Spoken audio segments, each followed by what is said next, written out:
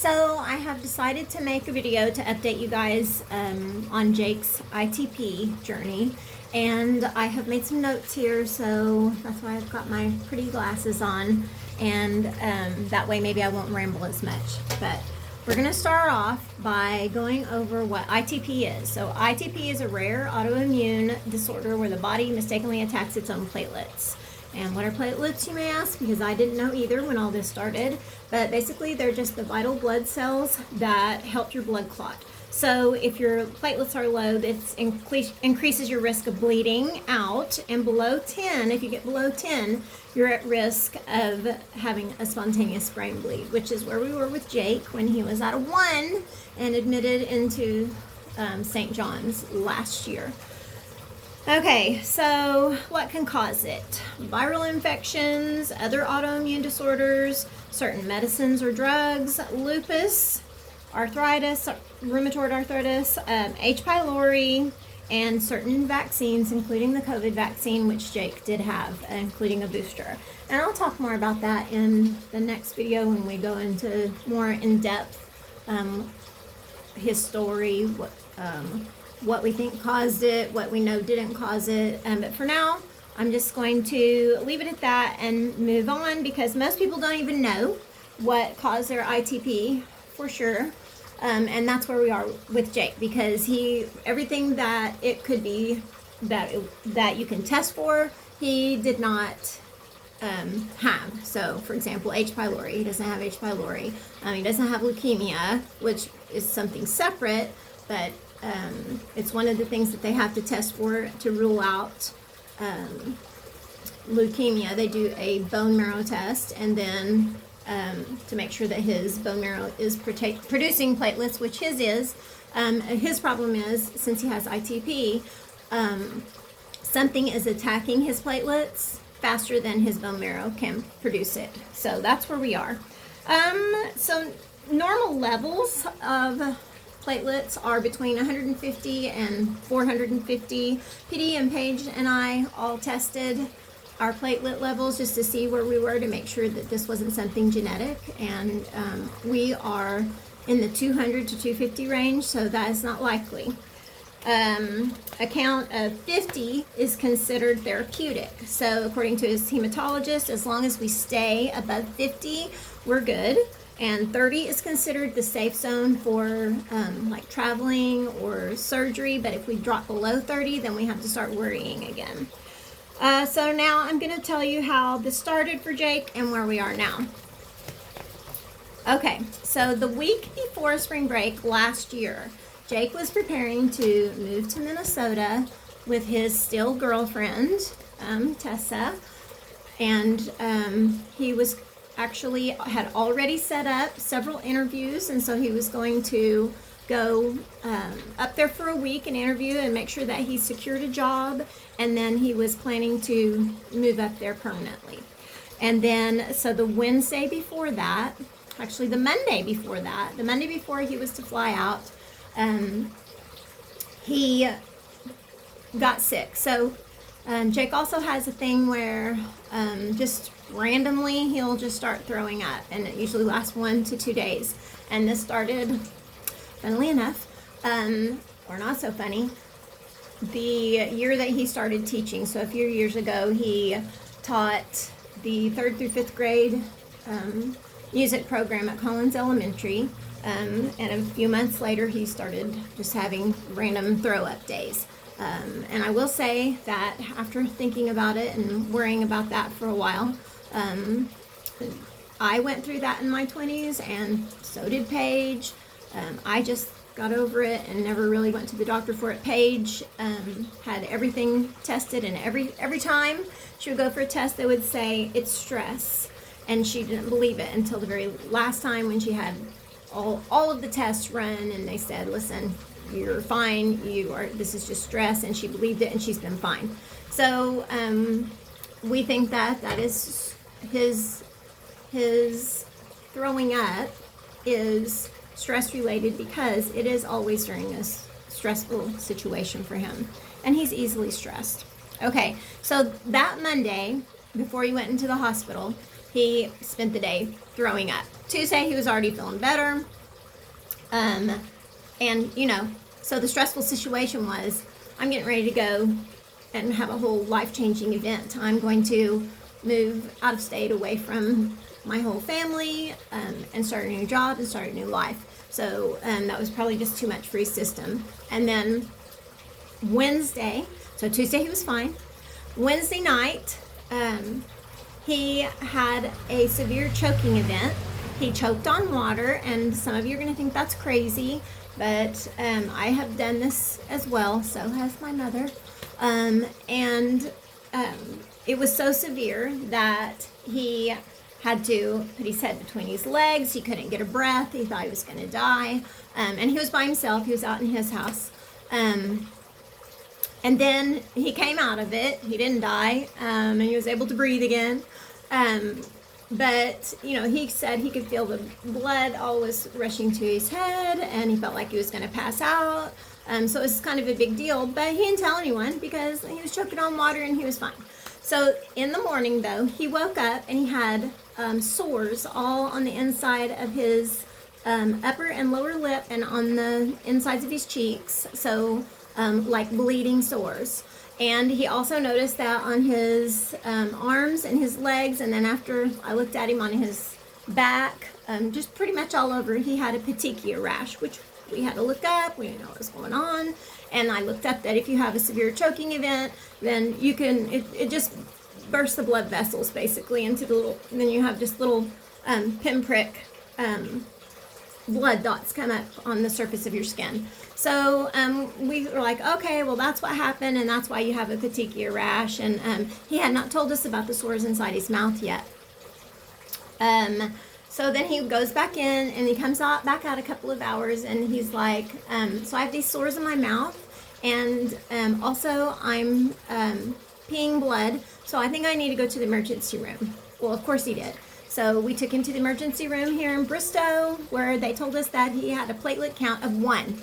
Now remember, you are supposed to have a normal platelet count between 150 and 450. He had 1. It's actually 1,000, and then they just kind of, I don't know why, but then they switched that to 1. So he didn't literally have just 1 platelet, he had 1,000, but that's the lowest number that they give you as a 1, which equals 1,000. So really it's like 150,000 to 450,000. He had 1,000. But we're going to refer to it without the thousands because that's the common thing. So he had 1 platelet count of 1. So they sent him to, they sent him to St. John in an ambulance. Of course, we followed, and he was admitted to St. John, where this is what happened after that. So he was admitted on, that would have been March 13th, and it was about midnight by the time we got there. So then what they did was, so they followed this whole protocol of what they do when they get somebody that has seriously low platelets. And the first thing they do is they give them an infusion of platelets. So they did that, and that didn't work. So the next thing they did was give him a series of steroids, different steroids, over a period of time in a combination of very, very high doses of steroids. And that didn't work. So the next thing they did was do a bone marrow test to make sure he didn't have leukemia. And thank the Lord, he does not have leukemia. Then they started giving him some treatments called IVIG. And it's an infusion. So that didn't work. So the next thing they tried was a combination of romiflostin, which is also referred to as Nplate, and rituximab. So romiflostin is an injection, and it is supposed to stimulate your bone marrow to increase your platelets. And romiflostin, or rituximab, the infusion, is supposed to attack whatever it is that is destroying your platelets. So that's the combination that he was on that eventually did, after he started those treatments, then his platelet count did increase. But that was over a period of, so he's admitted on March 13th, And then he started the N-plate and rituximab on the 20th, and he was released then on the 31st of March. So he was in the hospital from March 13th to March 31st. They also considered pheresis, which is to basically like clean out your blood, but it's a real serious step, and so his hematologist decided they wanted to wait and see if these other things would help before they had to do pheresis, and we're glad that they waited to do that. And okay, so starting on the 20th, he started the N-plate and the rituximab, and he has had weekly injections that have lasted through the end of February of this year. So he took them for about 10 months, and the rituximab was a series of 4 infusions, and they were weekly. And he went to the Cancer Institute to get both his N-plate and his rituximab, because that Cancer Institute does not have cancer, but it's also for blood disorders as well. So, and just as a side note, rituximab is also a common treatment for leukemia. All right, so between April of 2025 and March of 2026, he was taking those weekly injections and finishing his rituximab infusions. And his numbers fluctuated there between 90 to 240. That was only one time with 240. Mostly hanging out between 120 and 165. So in the meantime, he was released to go back to work after a few months. So he started work at Dollar General and Stroud because he needed a flexible schedule to be able to take his weekly treatments. And in October of 25, he was able to get on with the USPS as a rural carrier, which he loves, and they have also allowed him to be off for his treatments on Tuesdays. So fast forward to March of this year, when his insurance dropped him because he was making too much money with his new job, so he wasn't able to get his injection for several weeks. Now, during this time, of course, the whole time, and we stayed with him in the hospital the entire time, and, you know, I kept notes, and I'm looking up everything they're saying, and his doctor, Dr. Musa called me Dr. Google, and that does not offend me because I know how to read, and I'm not saying that I don't trust the doctors and the medical system, but you have to be aware of what's going on because sometimes their communication isn't so great, and there's too many chiefs there, and things get lost in translation. So it's really important to have somebody, even though my child is an adult, and you know I got some flack from that, and I do not care because I'm going to do what I want to do and what I think is best for my family. And Jake's probably still alive because of it. I'm just going to say it. Some things happened that if we hadn't been there, it could have gone really badly. But so I'm just saying, don't worry about what other people say. If you are there to support your child, no matter how old they are, do what you think that you need to do. I don't care what other people say. Okay, so the deal is, I have been doing this research the whole time and trying to find out what we could do at home nutritionally and naturopathically to support his platelets along with his hematology treatments. And I also was reading as time went on, and Jake allowed me to go into one of his appointments with his doctor, and I said, you know, if he continues staying in this therapeutic range, you know, hanging out between 90 and 165 at the lowest dose, which we're also thankful for, what is the plan moving forward? Will he just continue to take these shots? And he said, yes, that's what we'll do. As long as we're staying in this therapeutic range and he's not reaching that 150 to 450 and staying there for at least 2 weeks, we're going to continue to do this. Well, of course, I'm reading because now we have gone, you know, several months taking this injection, and I'm looking at the risks for extended period of use for romiflostim. And you can Google this yourself, but there are risks to continuing this shot long term, just as most medications are. You have to start worrying about your kidneys. It can increase the risk of blood clots. It can cause clogging in your bone marrow. Now, Jake was at the lowest dose, so he's at a lower risk. But at that dose and with the amount of time he was taking it and where his platelets were staying, research has shown that it is a good idea to start weaning yourself off of that, to see if your body will start regulating the platelets on their own. So we had already been talking about that when the insurance issue happened. So that's just, I feel like, is a God thing, because I had been praying about it already. And so then he wasn't able to get his injection for several weeks. And so he was still going to get his platelets checked regularly every week. And his platelets did drop, which is normal after you're weaning yourself off the shot. But they only dropped down to the 90s. And then so from March 1st to now, which is July, whatever today is, maybe the 16th or the 17th, his platelets dropped to 90, and I think they were 120 something before that at the Cancer Institute. And then they were 90 after a few weeks of not having the shot.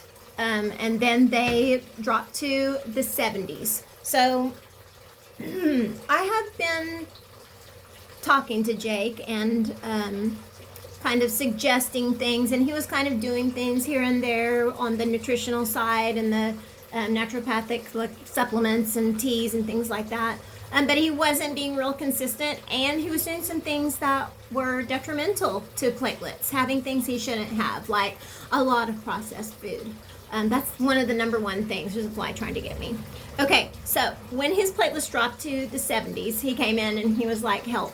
I want to do all the things that are good for platelet production, and I want to do none of the things that could negatively affect them. So I went and I got everything ready for him, and he is doing all the things. And since he's dropped to the 70s, he leveled out and slowly started climbing in the 70s range. He went from 70 to 71, I think, for a few weeks. And then after this last lab result this week, he's back up to 83. So we're super stoked about that. I want to, again, thank everyone who has been praying for Jake. And I want to ask for continued prayers. If you have him on your prayer list, if you could keep him on it. And if you don't have him on there, if you would add him, I would appreciate that, because I think prayer is a huge factor in Jake's story. And I just appreciate you all so much. And I'm going to make some more videos that explain all of the specific things that we have done nutritionally and naturopathically, so we can share that with the ITP community on Facebook, in the hopes that we can help other people. And you guys have a blessed day, and I'll see you later.